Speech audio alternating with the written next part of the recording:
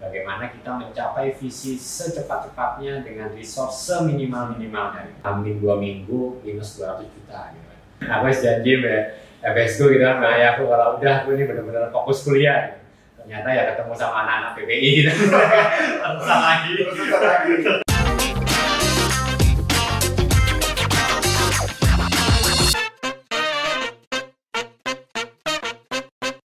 Assalamualaikum, selamat pagi, siang, sore, dan malam teman-teman semuanya. Alhamdulillah balik lagi di sesi One Talk, dan edisi kali ini edisi yang spesial karena edisi Ramadan. Jadi buat teman-teman yang hari ini nonton, saya pribadi atas nama seluruh tim One Talk mengucapkan selamat menunaikan ibadah puasa. Dan kebetulan hari ini juga pas momen berbuka puasa. Karena momen berbuka puasa adalah momen yang baik, tentunya juga saya undang orang-orang yang baik. Pada kesempatan kali ini saya undang sahabat saya, mentor saya, dan juga senior saya yang insya Allah juga merupakan orang yang berpengaruh. Kita ambil ilmunya di momen Ramadan ini dan juga berbagi cerita bersama kita semuanya. Beri applause yang meriah untuk Mas Aji. Hey. Selamat datang Mas. Selamat datang. Gimana, sehat? Thank you. Sehat-sehat, alhamdulillah. Puasa aman ya puasa ya? Alhamdulillah, aman-aman. Kita berbuka dulu ya teman-teman. Ya, ini ada, silakan Mas. Oke. Ya, ini mau takjilnya juga boleh. Kalau Boleh. kita sambil ngobrol lah ya. Jadi nggak usah kaku. Santai Mas. Yes. Mas Giring dari Surabaya. Ini aku ngomong bahasa Jawa nggak apa-apa. Ya, Bos. Oke, bismillah. Ya, Mas, makanya.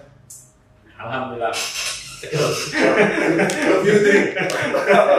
Love you drink. Ya. Thank Mas you. Aji, CEO sekaligus co-founder dari Pemimpin.id, benar ya Mas? Ya, benar. Ya, dan ternyata ini yang saya juga baru tahu, ternyata ada Surabaya dhewe.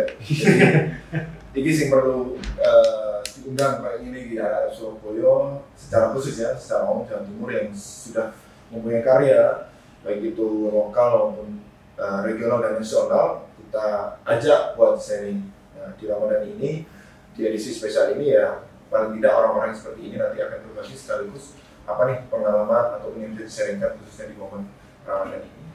Mas Haji, mungkin bisa diceritain Mas, sebelum jadi CEO Pemimpin.id ini kan sudah CEO sing dipimpin yo platform ataupun company yang bergerak di dunia kepemimpinan. Ya. Memang kecil, sederhana pimpinannya apa ya? Mungkin bisa ceritain pengalaman sebelum jadi CEO Pemimpin.id. Ya, sebenarnya dari kecil Sekolah. Sekolah mungkin background dulu kali ya. Oke. Aku dari SD aku juga di Surabaya, SMP Surabaya, SMA 5 Surabaya, kuliah juga di Surabaya di ITS gitu. Dari SMA itu mungkin bukan senang memimpin ya, tapi senang kayak apa ya, ngedevelop orang kayak gitu. Jadi kayak selalu gregetan gitu kalau ada sesuatu yang tidak berjalan sebagaimana mestinya gitu kan.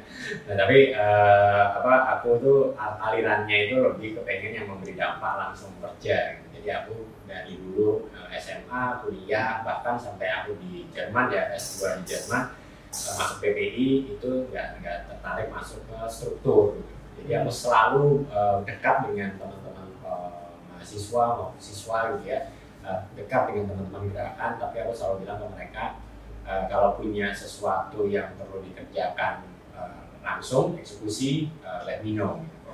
Jadi makanya dari SMA aku aktif di event gitu. Jadi dulu kan banyak event-event sekolah ya. Aku jadi koordinator gitu. Terus pada saat aku di kuliah di kampus aku jadi ketua event, jadi ketua panitia. Bahkan pada saat kuliah di Jerman aku sebenarnya udah mau tobat dari aktivisme gitu ya. Aku janji FSku gitu kan, nah ya aku kalau udah aku ini benar-benar fokus kuliah gitu.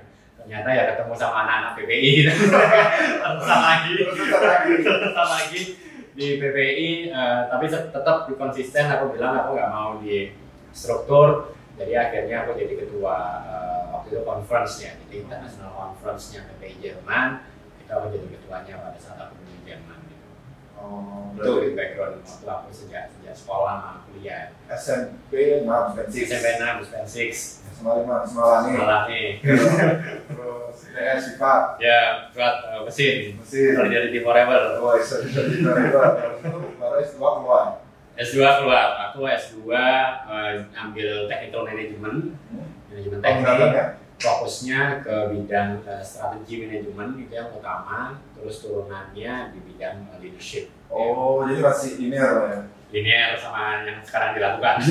Tapi sebenarnya kalau melihat dulu S2 aku itu sebenarnya manajemen tekniknya ke arah renewable energy sebenarnya. Kampusnya itu energi, jadi masih sebenarnya relate sama S1 mesin. Karena ngomong lebih ke strategi mesin juga. Benar. Tidak kaitan dengan perusahaan energi. Makanya aku kerja setelah itu pun di Siemens itu juga dengan energi. Waktu SD SMP juga ikut organisasi atau ikut kepanitiaan atau baru benar-benar SMA? SMA sih. SD SMP itu. Sinau SMP enggak sinau bisa. Anak nongkrong aku lihat kebanyakan nongkrong gitu. SD sih enggak, SD aku masih ya ikut-ikut kayak cerdas hormat gitu lah ya. Pramuka aku dulu ikut SD organisasi. Kalau SMP itu aku mulai aktif di OSIS tapi sebagai MPK ya dulu ya. Oke. MPR lah. MPR SMP lah ya. MPK itu aku dulu ikut di situ, sama SMP dulu aku ngeband. Jadi aku dulu menang lomba band SMP. Jadi kebanyakan nongkrong, nggak terlalu aktivis sebenarnya. Ya aku nggak terlalu. Mulai ke aktivisme ya, istilahnya aktivisme lah ya, itu SMA sih. Mulai SMA. Ya. Event yang pertama kali dihandle di SMA apa? SMA itu dulu aku ada namanya event kayak lomba bahasa Inggris gitu ya, jadi kayak pidato bahasa Inggris gitu. Terus jadi ketua? Acara, jadi koordinator. Jadi aku pertama kali jadi ketua event itu waktu kuliah. Jadi waktu aku masuk mesin, ada event ya terbesarnya mesin lah ya pada saat itu. Aku jadi ketua eventnya di mesin. SMA aku koordinator aja. Apa event musik SMA 5 sing di Tugare Surabaya apa jenenge? SMA 5 ini. Kalau Semada kan Semada Fiesta. Ya. Kita tetangga.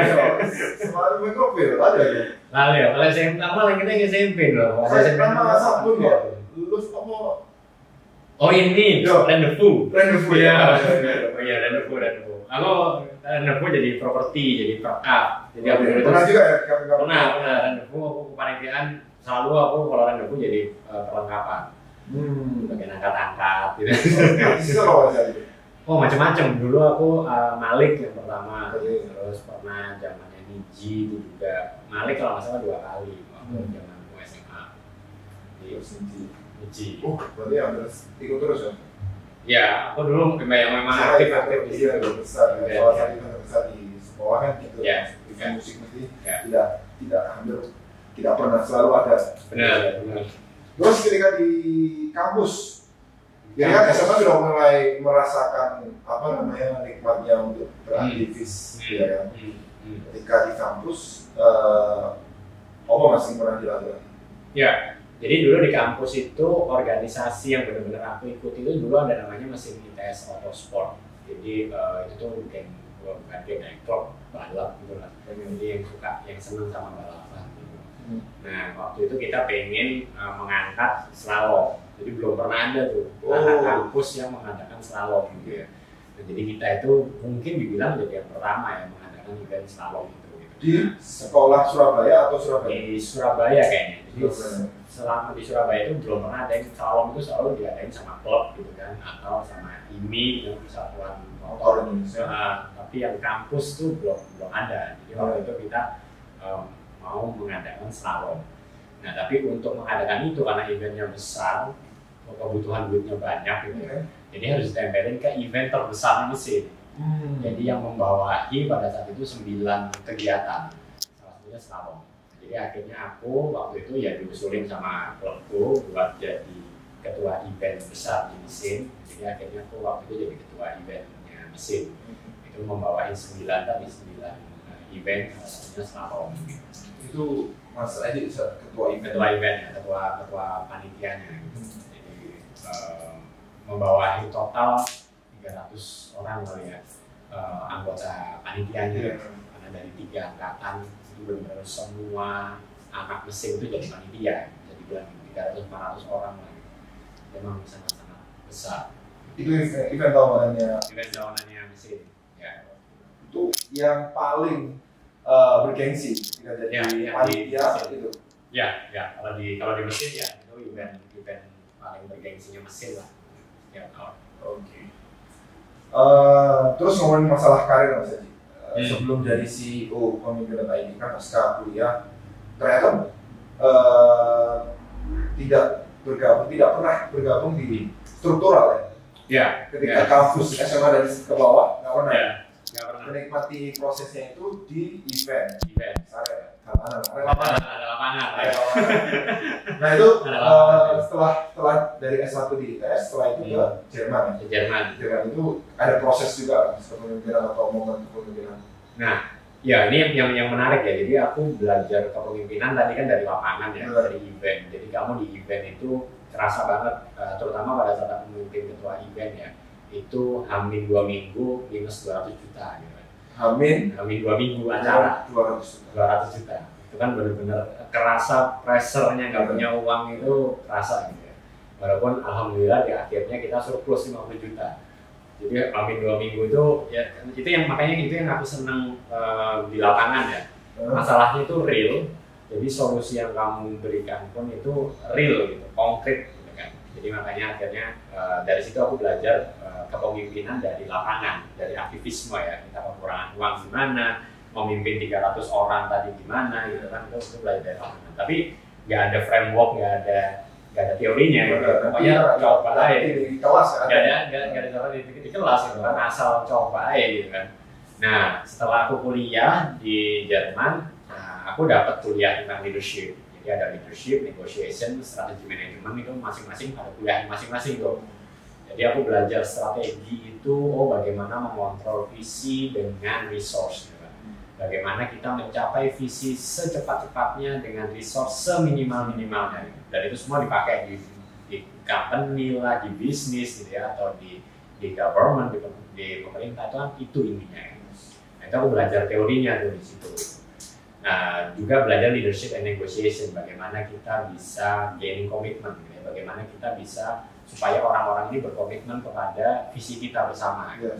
Nah, itu aku belajar teorinya pada saat aku dulu kuliah. Gitu. Nah, setelah aku lulus kuliah, aku balik ke Indonesia karena aku ditarik sama Siemens gitu ya. Aku ditawarkan sebagai MT, manajemen trainee-nya Siemens. Gabung di company udah ya? Di company ya, jadi waktu itu, jadi pada aku setelah lulus dari kuliah, aku magang beberapa kali di Jerman ke 2 perusahaan. Setelah aku magang itu, aku ditawarin full time di Indonesia. Di Siemens perusahaan Jerman juga gitu ya. Jadi akhirnya aku pulanglah ke Indonesia sebagai manajemen trainee. Nah di situ baru ditambahin lagi, karena kalau manajemen trainee itu kan memang dipersiapkan sebagai the next leader di company ya. Jadi kita diajarin leadership, diajarin public speaking, bagaimana leading self, dia memimpin diri, membuat prioritas hidup, time management dan sebagainya, itu diajarin ya pada saat aku dulu manajemen trainee itu selama 1 tahun gitu. Nah setelah 1 tahun sebagai manajemen trainee, 6 bulan terakhir itu aku dapat assignment. Jadi memang biasanya kita penugasan akhir gitu ya. Jadi selama 6 bulan itu mempraktekkan tuh ilmu-ilmu yang didapat, dipraktekin. Nah, 6 bulan terakhir itu aku dikirim balik lagi ke Jerman.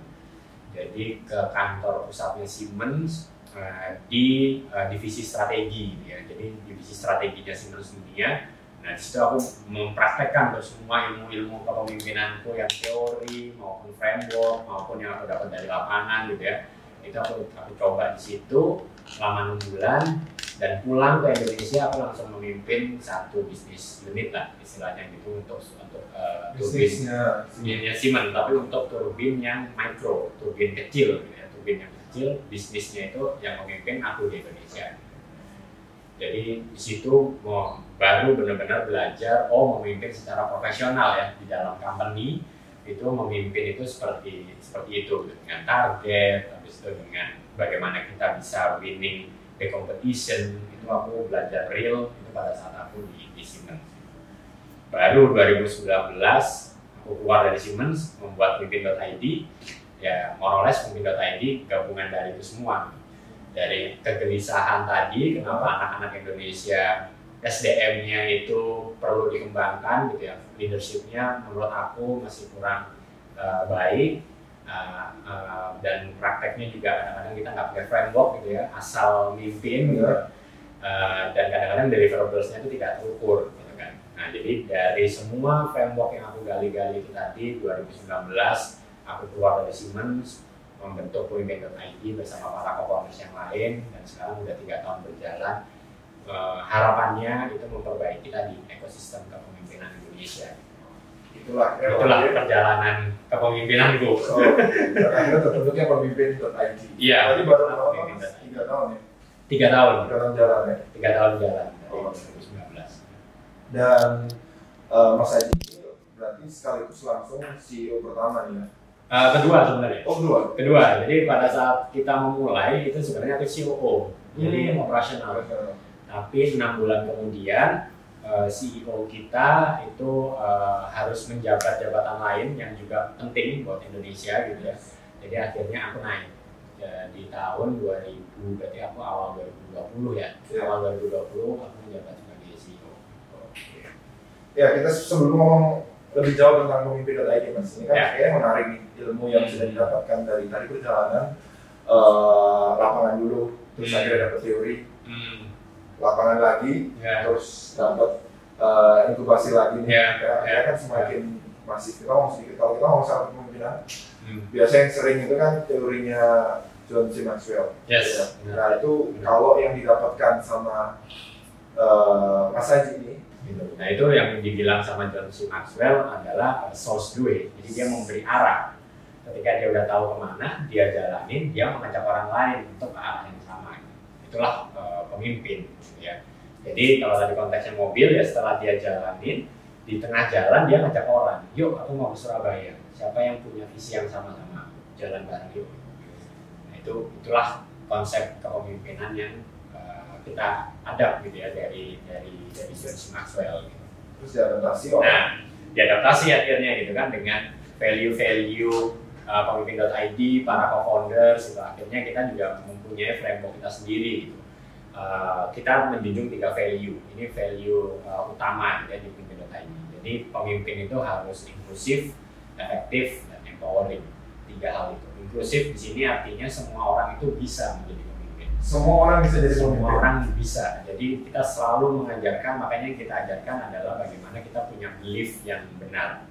Kita itu bisa memimpin, apapun gendernya, apapun mungkin sukunya, gitu ya. Kita semua itu bisa memimpin. Gitu. Itu inklusif. Dan inklusif itu artinya ketika kita sudah menjadi pemimpin, maka kita memimpin semua orang. Jadi semua orang harus merasakan kebaikan kita. Ini nanti mungkin ya kita bisa bicara juga gitu ya, bahwa Nabi kita pun mengajarkan seperti itu. Yes. Nabi Muhammad itu bukan hanya pemimpinnya umat Islam, beliau adalah rahmatan lil alamin, pemimpin dari semua alam semesta, nggak cuma manusia kan. Nah ini yang kita pengen angkat. Inklusif itu artinya ketika kita memimpin maka harus memberi manfaat untuk semua orang. Itu inklusif artinya. Terus efektif artinya menyelesaikan masalah. Ya kita sering diskusi di FF di sini juga tentang design thinking. Jadi kalau kita membuat program, kalau kita membuat produk, pastikan memang itu yang produk atau program yang diinginkan masyarakat. Yang kedua, pastikan itu nyampe ke masyarakat. Yang ketiga, pastikan masyarakat mendapatkan manfaatnya. Jadi nggak cuma sekedar bikin program, cuma rame-rame, terus itu beritanya kemana-mana, gitu. Kita masuk, tapi nggak ada impact. Itu kita nggak mau kita. Jadi kalau memimpin harus 3 tadi. Memang kemauannya dia, atau kemauannya masyarakat, gitu. Bukan kemauannya pemimpinnya, tapi kemauannya masyarakat, dan programnya nyampe, dan terakhir programnya dirasakan manfaatnya. Itu artinya kepemimpinan yang efektif, gitu ya. Yang ketiga empowering tadi yang kamu bilang menciptakan lebih banyak pemimpin, menciptakan kader-kader. Jadi dia bukan hanya memimpin untuk dirinya sendiri, tapi dia untuk memimpin semua orang. Jadi dia harus menciptakan lebih banyak jadi pemimpin. Makanya di pemimpin.id kita selalu sering kita mau bikin hub kepemimpinan. Di mana Leaders Hub ini itu tempat lahirnya para pemimpin. Jadi kalau Leaders Hub ini ke semua kota itu ada hubnya, maka semua kota di Indonesia itu nggak khawatir kekurangan pemimpin, karena terus dilahirkan di situ. Jadi salah satu tujuannya memang menjawab atas kondisi krisis kepemimpinan. Yes, benar. Krisis kepemimpinan itu harus diselesaikan bareng-bareng ya. Karena kalau enggak, ya menurut penelitian aja kita cuma 7% anak muda Indonesia yang punya leadership skill yang baik. Hanya 7%. 93%-nya itu kemana gitu kan? Nah itu yang perlu kita selesaikan bersama.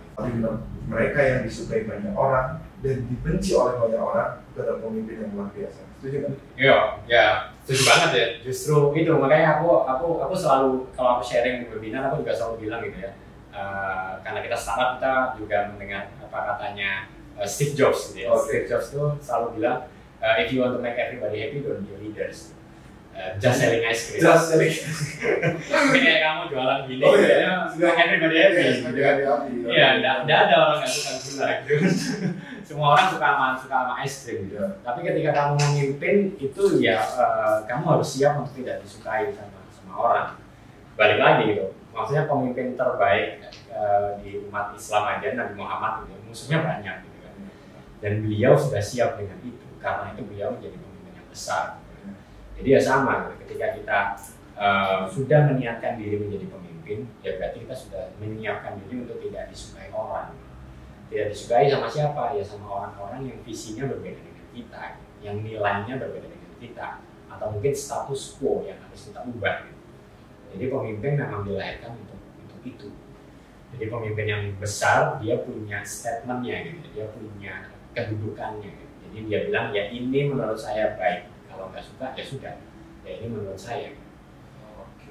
Jadi memang sebuah konsekuensi ketika ingin jadi pemimpin yang besar, maka sebuah keniscayaannya adalah akan dibenci juga oleh banyak orang. Benar. Jangan berharap menyenangkan semua orang. Benar. Itu hal yang sangat tidak mungkin di dunia ini. Benar. Malah kalau mau membuat semua orang happy, nantinya dia nggak jadi pemimpin, dia nggak punya standpoint. Gitu kan. Ya kalau kata Pak Hatta kan, Leiden is leaden ya. Pemimpin itu menderita. Jadi kalau kamu tidak cukup menderita ketika memimpin, berarti salah kepemimpinan kamu. Oke, sekarang kita coba salah satu karakter atau gaya kepemimpinan yang bisa kita adaptasi selain mungkin teori barat kita kenal namanya kepemimpinan profetik ya mas. Yang kita sanjur atau kita contoh dari seorang nabi dan rasul gitu. Dan mungkin kita Mas Haji tahu tadi sudah sempat di spill bagaimana kemudian kepemimpinan kayak Rasulullah seperti itu kan, sebagai rahmatan lil alamin. Nah itu kalau Mas Haji lihat karakter atau apa ya bisa dibilang skill apa sih yang perlu dimiliki atau contoh kita bisa menjadi pemimpin yang besar gitu. Ya kalau Rasulullah kan selalu yang kita pelajarin kan beliau empat sifat Rasulullah itu ya, sidik, amanah, tabligh, fatonah. Gitu kan. Mungkin aku nggak membahas dalam, tapi mungkin kalau korelasikan dengan value yang kita angkat di pemimpin.id gitu ya. Yang paling tinggi itu adalah tadi untuk menjadi pemimpin yang efektif, untuk menjadi pemimpin yang tadi leading by example, langkah yang paling utama adalah integrity. Jadi integritas. Gitu. Nah, integritas ini itu bukan hanya sekedar nggak nyolong gitu ya. Biasanya kita mengkerdilkan makna integritas. Integritas itu hanya artinya nggak korupsi, padahal salah. Integritas itu by definition sebenarnya integritas itu adalah samanya apa yang dijanjikan dengan apa yang dilakukan, samanya janji dan perbuatan. Gitu. Nah ini kan kalau dari sifat Rasulullah tadi berarti amanah gitu ya. Ketika diberikan tanggung jawab atau diberikan tugas menjalankan dengan semaksimal mungkin, itu artinya amanah. Kalau sidik berarti kan ya kejujurannya gitu ya. Jadi memang ya tadi nggak nyolong, nggak korupsi, itu mungkin satu hal. kita udah ngerti lah ya dari agama diajarkan. Tapi kita yang kadang-kadang jarang banget diajarkan itu adalah kita harus bekerja seprofesional mungkin. Apa yang kita janjikan ya kita lakukan. Nah itu yang makanya kenapa di Pemimpin.id selalu kita angkat pemimpin yang efektif, design thinkingnya harus jalan, gitu kan, deliverables-nya harus jelas, gitu. Jadi apa yang terjadi di lapangan harus sama persis dengan apa yang dia janjikan, diomongkan. Gitu. Nah itu yang selalu kita benar-benar sebarkan, ya. Karena Rasulullah pun seperti itu. Terus yang terakhir mungkin kalau tadi tablik gitu ya, tablik berarti kan di sini keamanan tablik. Kalau tablik kan berarti suka sharing. Kalau kata anak-anak sekarang gitu ya, deliver the message. Benar. Jadi kalau kamu punya ilmu itu bukan untuk diri kita sendiri. Ketika kita punya ilmu itu untuk disebarkan sebanyak-banyaknya. Itu juga value dari Pemimpin.id. Kita selalu mendukung karena di empowering itu berarti sharing ilmu. Ilmu itu nggak boleh dikekopi dewe, istilahnya gitu. Ilmu itu harus sebanyak-banyaknya disebar ke orang lain. Dan yang terakhir jelas Fakonah itu malah justru di Pemimpin.id itu juga menjadi salah satu core. Gitu ya. Semua orang harus punya growth mindset. Semua orang itu harus terus mau bertumbuh, mau belajar hal baru. Nah itu juga diajarkan. Ya. Rasulullah itu cerdas, gitu, mengerti banyak hal, belajar banyak hal. Kalau aku membayangkan sosok beliau itu pasti suka belajar dari siapapun. Nggak cuma membatasi pergaulan gitu ya, tapi beliau itu juga berdiskusi dengan banyak orang, belajar dari banyak hal gitu. Jadi akhirnya beliau pun itu kaya pemikirannya, wawasannya kaya. Nah itu udah menjadi nyawanya pemimpin ya. Kata mentor kami juga dibilangkan ketika pemimpin itu berhenti bertumbuh maka berakhirlah kepemimpinannya. Jadi pemimpin itu kalau pengen terus menjadi pemimpin, dia harus terus bertumbuh, terus belajar, terus ngenger, gitu ya, terus mau haus ilmu, terus merasa bahwa dirinya itu lebih bodoh daripada yang lain. Jadi akhirnya dia juga akan terus bertumbuh. Sorry mas, mungkin teman-teman bingung juga, ngenger ya? Ngenger ya? Bahasa Surabaya ya? Iya, bahasa Surabaya ya. Ngenger itu apa ya? Bahasa sederhananya? Shadowing kan ya, kalau anak-anak sekarang gitu. Apa ya? Artinya nempel, gitu. Nempel ke mentor. Ada tokoh yang kemudian ditiru. Betul, ya. Betul. Ada tokoh yang ditiru. Kalau bisa physically, gitu. Ya. Jadi kayak nempel, misalnya kemanapun dia pergi ikut, gitu ya. Ngelihat bagaimana beliau berpidato, bagaimana beliau memimpin rapat dan sebagainya. Gitu. Tapi seandainya pun nggak bisa juga kita ngenger sama orang yang udah nggak ada. Gitu kan. Jadi ngenger ke Pak Cokro, gitu. Gimana caranya? Dengan baca buku-buku beliau, gitu. Ngenger ke Pak Soekarno, gitu. Yang membaca pemikiran-pemikiran beliau dan sebagainya. Gitu. Ngomong masalah ngenger, mungkin ini pertanyaan terakhir kan ya. Tokoh idola kepemimpinan yang Mas Adi apa ya bisa dibilang kagumi dan sebagai contoh dalam perjalanan ini, baik yang masih hidup ataupun yang sudah tiada, siapa Mas? Kalau yang sudah tiada jelas yang jadi semangatnya Pemimpin.id juga ya, itu Pak Cokro. Bapak HOS Cokroaminoto. Karena Pemimpin.id pengennya menjadi rumah para pemimpin Surabaya. Gitu. Makanya sangat mendalami sekali gitu ya pemikiran-pemikiran beliau gitu. Jadi itu kalau yang sudah meninggal. Kalau yang masih hidup ya aku sekarang juga sedang ngenger juga gitu ya, nempel ke Pak Salman Subahat. Ya, beliau CEO dari PT Paragon. Kalau teman-teman tahu produknya, Pabdah dan sebagainya. Nah, kita karena banyak ya anak ngengernya beliau, ngenger ke beliau mempelajari value-value bagaimana beliau tuh mengingatkan kepada kita gitu ya, kalau you grow when you empower others. Jadi kamu itu akan bertumbuh ketika kamu memberdayakan orang lain. Jadi kalau kamu berhenti memberdayakan, ya berarti pertumbuhan kamu berhenti. Makanya selalu kita anak-anak Pemimpin.id itu belusuan istilahnya gitu ya. Siapa yang bisa kita empowering? Gitu. Siapa lagi yang mau kita kembangkan sebagai leaders lokal? Tidak ada kata selesai untuk terus mengempowering. Betul. Supaya kita bertumbuh. Betul. Pesan Mas untuk teman-teman nih, khususnya di momen Ramadan ini ya. Karena memang rata-rata yang kita hadirkan di sesi Ramadan ini adalah tokoh-tokoh yang memang bergerak di dunia kepemimpinan atau sekarang sedang mendapatkan amanah. Tadi benar sekali ada 4 ciri-ciri yang kemudian kita bisa ambil. Yang kalau kita mencontoh Rasulullah, ada sidik, amanah, fatona, dan tabligh begitu. Nah, pesan teman-teman Mas, mungkin khususnya teman-teman pemuda yang ada di Surabaya. Oke. Buat teman-teman pemuda, ini juga semangat kami di pemimpin.id gitu ya. Kalau mantra kami bersama adalah semua orang adalah pemimpin dan kepemimpinan bisa dipelajari oleh semua orang.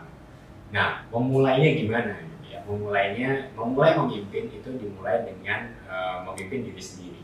Memimpin diri sendiri itu dimulai dengan mengenal diri sendiri.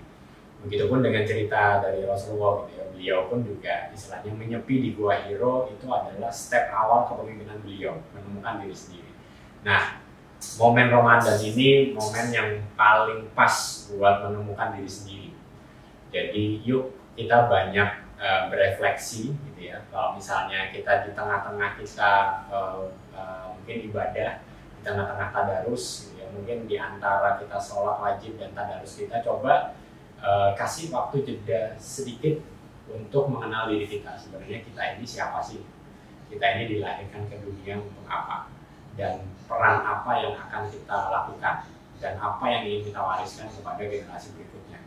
Mudah-mudahan dengan seperti itu kita semua bisa menjadi pemimpin yang baik, yaitu pemimpin yang berdaya buat dirinya dan juga pemimpin yang memberdayakan orang lain. Mantap! Terima kasih Mas, luar biasa. Matur nuwun Mas Haji. Sama-sama. Ya, teman-teman yang pengen tahu lebih jauh tentang pemimpin tadi bisa menghubungi atau bisa mengakses lewat mana Mas? Pemimpin.id bisa di Instagram kami @pemimpin.indonesia atau Instagram aku pribadi juga silahkan @aji_sulanika. Mantap. Semoga silaturahim ini tetap terjaga dan saya pikir daging semua teman-teman ya, semoga manfaat lah ya di Ramadan ini. Kita jangan semakin malas, semakin lemes, dan semakin melungkruk ya toh. Tetap semangat, semoga puasanya full. Amin. Dan juga puasa diterima oleh Allah Subhanahu wa taala. Amin. Sekali lagi terima kasih Mas Haji. Sama-sama, Pak. Selamat pagi, teman-teman di sesi selanjutnya.